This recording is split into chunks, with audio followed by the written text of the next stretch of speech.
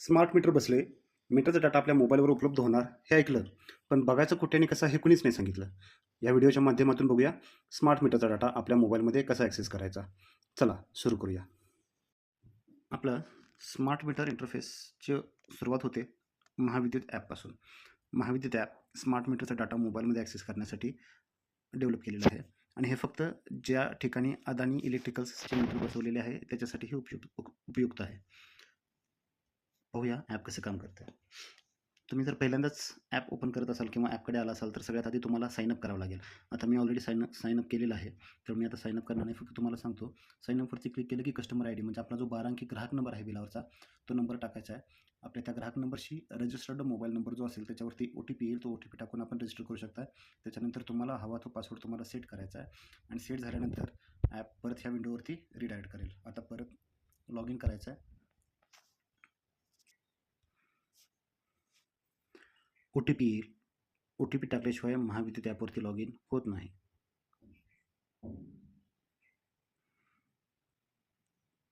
OTP टाकलेला आहे, log in होईल. लॉग इन झाल्यानंतर सगळ्यात पहिला काय येते समक्ष बघूया. सगळ्यात वरती येते आपलं अकाउंटचं नाव आणि ग्राहक नंबर, म्हणजे ज्या नावाचं कनेक्शन आहे ते नाव आणि ग्राहक नंबर दिसत आहे. त्याच्या खाली काय दिसते, नो आउटस्टँडिंग अमाऊंट पेंडिंग, म्हणजे आपली जे काही बिल भरणं बाकी आहे ती बिलाची रक्कम इथे दिसते. Grid import, grid export. आता हे करंट रिडिंग जे आहे, आता NA जे दिसते तिथं आता चालू रिडिंग माझं मीटर कम्युनिकेट न झाल्यामुळं दिसत नाही आहे. ओके. लेटेस्ट अपडेट जो आहे तो 17 जुलैचा आहे. आज 18 तारीख. आजचा डाटा अपडेट झालेला नाही आहे, त्यामुळे तिथे NA दिसत आहे. ठीक आहे. याच्यानंतर खालचा ऑप्शन दिसतो एक क्विक रिचार्ज पे बिल. दुसऱ्यासाठी म्हणजे आपल्या व्यतिरिक्त दुसऱ्या एखाद्या कनेक्शनचं जर बिल भरायचं किंवा रिचार्ज करायचं तर तो त्यावेळी हा ऑप्शन आपण वापरू शकता. ठीक आहे.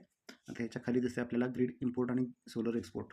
म्हणजे माझ्याकडे सोलर कनेक्शन असल्यामुळे हे 2 ऑप्शन मला दिसत आहेत. आपल्याकडे सोलर नसेल तर इथं फक्त इम्पोर्टचा ऑप्शन दिसेल. इम्पोर्ट म्हणजे काय, जर MSEBीकडून जे वीज आपण वापरायसाठी घेतोय ती रिडिंग इथं असते. ओके. त्याच्यानंतर current meter data, latest available जो डाटा आहे व्होल्टेज, करंट आणि मीटर रिडिंगचा, तो इथं दिसतो आपल्याला. ओके. याच्या पुढचा जो ऑप्शन आहे आपल्याला तो बघायचा आहे युसेज म्हणजे आपला डेली आवरली काय वापर होतो तो बघायचा आहे. इथं दिसते परत आपल्याला ज्या कनेक्शनचा आपण डाटा बघतो त्याचं नाव, ग्राहक नंबर. खाली आलो आपल्याला दिसते ऑप्शन समोर कन्झम्पशन. इथं दिसते टुडे म्हणजे आजच्या दिवसातला जो काही डाटा आहे. मीटरला जर का मीटरकडून डाटा सर्व्हरला गेला असेल तर तो डाटा इथं दिसतो. ओके. आता इथं पण सिलेक्ट करू शकता. टुडे म्हणजे आजचा, लास्ट वीक म्हणजे मागच्या आठवड्याचा, मंथली म्हणजे प्रत्येक महिन्याचा, इयरली म्हणजे वार्षिक वापर जो काय झाला तो इथे आपल्याला दिसतोय. आपण बघूया लास्ट वीकमध्ये बघू शकता तुम्ही प्रत्येक दिवसाचा किती युनिट वापर झालेला आहे तो इथं दिसलेला आहे. तुम्ही हा ट्युब्युलर फॉर्ममध्ये बघू शकता किंवा बार चार्टमध्ये. ट्युब्युलरमध्ये बघायचं असेल तर फक्त यावरती क्लिक करायचं, आपला डाटा ट्युब्युलर फॉर्मॅटमध्ये दिसून जातो. Okay. Next total consumed unit ह्या आठवड्याचे दाखवत आहेत, म्हणजे गेल्या आठवड्यात किती झाले, 42 युनिट वापर झाला आहे आणि ॲव्हरेज सरासरी किती आहे, रोजचा 6 युनिट आहे. चेंज करून तुम्ही मंथली करून बघू शकता प्रत्येक महिन्याचा किती युनिट वापर झाला आहे तो. जुलै महिना अजून संपला नसल्यामुळे तिथं ब्लँक दाखवत आहे. बाकी प्रत्येक महिन्याचा वापर इथं दाखवत आहे. इयरली सिलेक्ट केलं, प्रत्येक वर्षाचा अखंड वर्षामध्ये किती युनिट वापर झाला आहे तिथे दाखवलेला आहे. आता खाली आले की आपण बघू शकतो ऑप्शन आहे कन्झम्पशन कम्पॅरिझन. याला क्लिक केलं, याच्यामध्ये पण सेम तुम्ही टेबल किंवा बार चार्ट दोन्हीमध्ये बघू शकता. परत कन्झम्पशन बघायचं झालं, डेली कम्पॅरिझन, तुम्ही यावरती क्लिक केलं. आता ओपन होत नाही आहे कारण माझा डाटा अजून अपडेट झालेला नाही आहे, त्यामुळे इथे दिसत नाही आहे. ओके. पुढं आता डिव्हाइस कन्झम्पशन म्हणून एक ऑप्शन आहे, त्यावरती क्लिक केलं. तुम्हाला गेल्या महिन्याभराचं प्रत्येक दिवसाचा किती युनिट वापर झाला ती हिस्ट्री तुम्ही इथं बघू शकता. इथं यावर क्लिक करून तुम्ही स्पेसिफिक पिरियडशी मीटर बसवल्यापासून आजपर्यंत फक्त 30 दिवसापेक्षा जास्त डेट रेंज आपण इथे सिलेक्ट करू शकत नाही. तेवढे दिवस टाकायचे, तो डाटा तुम्हाला इथे दिसून जाईल. याच्यानंतर येऊया पुढच्या टॅबकडे. आपण पुढची टॅब आहे पेमेंट टॅबवरती काय करू शकतो, इथं आपण आपलं जर का प्रीपेड मीटर असेल तर रिचार्ज करू शकतो, पोस्टपेड मीटर असेल तर इथून आपलं बिल भरू शकतो. आणि इथे आपली फक्त हिस्ट्री दिसणार आहे. इथे हिस्ट्री दिसत नाही कारण माझ्याकडे सोलर कनेक्शन आहे आणि मला बिल भरण्याची सध्या तरी काही आवश्यकता नाही, त्यामुळे ती हिस्ट्री माझी ब्लँक आहे. नोटिफिकेशन, आपलं प्रीपेड मीटरचं रिचार्ज संपत आला असेल किंवा पोस्टपेडचं बिल भरलेलं नसेल आणि डिस्कनेक्शन होण्याची तारीख जवळ आली असेल तर ते नोटिफिकेशन इथे येऊन जाते. हेल्प या टॅबमध्ये तुम्ही बघू शकता वरती कस्टमर केअर नंबर दिलेला आहे. हा कस्टमर केअर नंबर पूर्ण भारतासाठी कॉमन आहे. तुमच्या एरियातली जी विद्युत कंपनी आहे त्या कंपनीच्या कस्टमर केअरला तुमचा हा फोन लागून जातो. 1912 किंवा 1920 या नंबरवरती कॉल केल्यानंतर. खाली महावितरणची कस्टमर केअरची ID, वेबसाईट आणि कंप्लेंट रजिस्ट्रेशनसाठी एक ऑप्शन दिलेला आहे. तुम्ही इथूनही कंप्लेंट रजिस्टर करू शकता, स्मार्ट मीटरशी रिलेटेड असेल किंवा पॉवर सप्लायशी. कॅटेगरीमध्ये बघू शकता smart meter related, other power failure billing, हे तुम्ही इथून कंप्लेंट रजिस्टर करू शकता. आता परत पाहूया. इथं जे 3 डॉट आहे त्यावरती क्लिक केल्यानंतर अजून काही ऑप्शन दिसतात आपल्याला.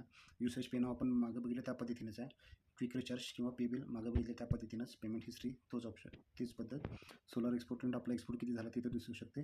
लाईव्ह डाटा हा महत्त्वाचा विषय. लाईव्ह डाटावरती क्लिक केलं की मीटर म्हणजे सर्व्हर आता मीटरशी कम्युनिकेट करून तिथे जो काही डाटा आहे, आत्ताचं व्होल्टेज, ह्या क्षणाचं करंट, ह्या क्षणाची रीडिंग ती दिसते. आता मीटरशी कम्युनिकेट होत नसल्यामुळे इथं आता मला काही दाखवत नाही, पण एरवी तो डाटा दाखवतो. Billing history. आता बिलिंग हिस्ट्रीमध्ये मागची एका वर्षाची हिस्ट्री आपल्याला दिसून जाते. बिल अमाऊंट किती होते, वापर किती होता, ड्यू डेट काय होती, इतकी ही सारी डिटेल इथे दिसून जाते तुम्हाला. मॅक्झिमम डिमांड म्हणजे आपल्या कनेक्शनवरती आपण पीक लोड एकाच वेळी जास्तीत जास्त लोड किती वापरला ही हिस्ट्री इथं येते. एनर्जी सेव्हिंग टिप्समध्ये वीज वापरण्यासाठीच्या काही टिप दिलेल्या आहेत, त्या तुम्ही वापर करू शकता. मीटर डिटेल्सवरती क्लिक केलं की आपला सध्या जो मीटर बसलेला आहे त्या मीटरची डिटेल इथं आपल्याला येते. बघू शकता मीटर नंबर, मीटरचा फेज, त्याच्या सध्याचं रिडिंग किती आहे आणि मीटर कधी बसवला, ही माहिती इथं उपलब्ध झालेली आहे. याच्यानंतर नोटिफिकेशन मागाशी सांगितलं त्या पद्धतीनंच स्विच अकाउंट, मॅनेज अकाउंट. तुम्ही एकापेक्षा जास्त कनेक्शन असेल तर त्याचे डाटा बनवण्यासाठी इथून अकाउंट स्विच करू शकता. मॅनेज अकाउंट म्हणजे एकापेक्षा जर दुसरं कुठलं कनेक्शन असेल तर ते इथं ॲड करू शकता किंवा यातलं एखादं कनेक्शन डिलीट करायचं असेल तर करू शकता. कंप्लेंट्स मागाशी बघितलं तसंच इथून सुद्धा कंप्लेंट तुम्ही रजिस्टर करू शकता किंवा तुमच्या कंप्लेंटची हिस्ट्री इथं दिसू शकते तुम्हाला.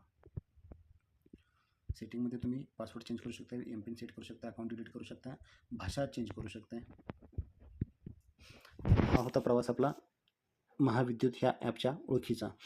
स्मार्ट मीटरचा डाटा महाविद्युत ॲपमध्ये कसा बघायचा याच्याबद्दल आपण थोडक्यात माहिती बघितली. याच्याबद्दल तुम्हाला काही शंका असेल तर मला कमेंटमध्ये विचारा किंवा प्रोफाईलमध्ये माझा व्हॉट्सअप नंबर दिलेला आहे, त्याच्यावरती तुम्ही मला संपर्क करू शकता. पुन्हा भेटूया पुढच्या व्हिडिओमध्ये. धन्यवाद.